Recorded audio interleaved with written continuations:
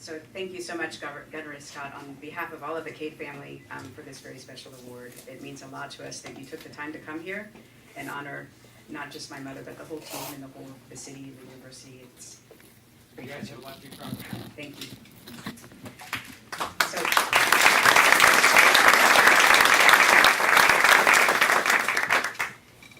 So my dad didn't start out as a great Floridian.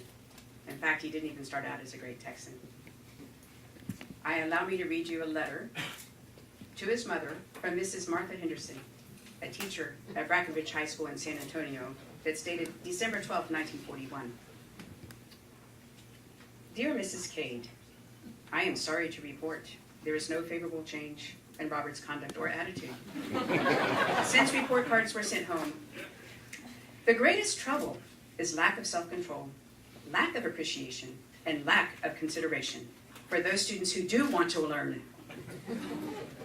Robert could be an outstanding student, but he chooses to make silly remarks rather than constructive remarks. He is doing everything possible to not get anything out of class. Seems to me, with his intelligence, Robert should realize he is doing himself a great deal of harm. Sincerely, Martha Henderson. The attendance counselor at school voted him most likely to end up in jail. So if it weren't for the U.S. Navy, go Navy, my dad's career might have ended before it began. He spent the better time of his time in the service memorizing poetry. And this transformed his life. Many of you here have memories of my dad as being a famous scientist and a researcher. But when I think of him, it's most often in the context of a man who was just moved by beauty.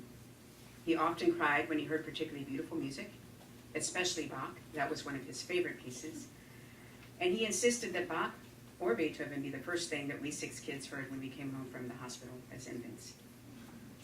He became obsessed with the beautiful design of Studebakers, and he wanted to add one to his collection every year, stretching into hundreds of years, because Studebaker was from 1848 to 1965, and he almost completed that dream. He cultivated roses.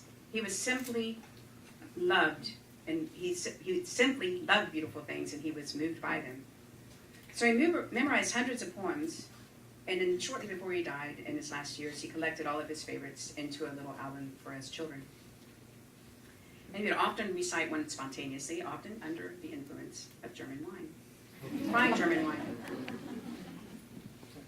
So I'm going to quote just a couple stanzas from one of his favorites, and I gave you a souvenir copy. It's called Let Me Live by the House by the Side of the Road.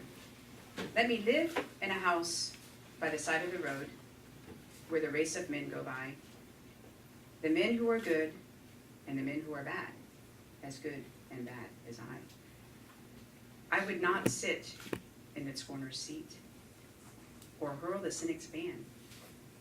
Let me live in a house by the side of the road and be a friend to man.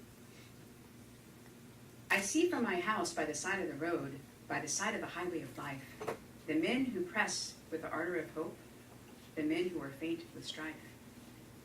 But I turn not away from their smiles nor their tears, both parts of an infinite plan.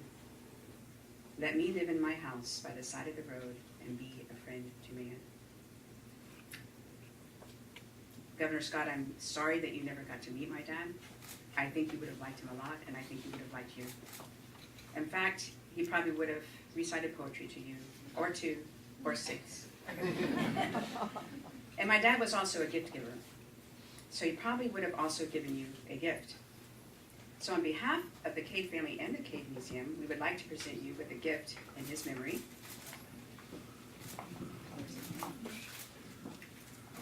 If you can hold it up with a certain angle. Yeah, come up here. Do you recognize this profile?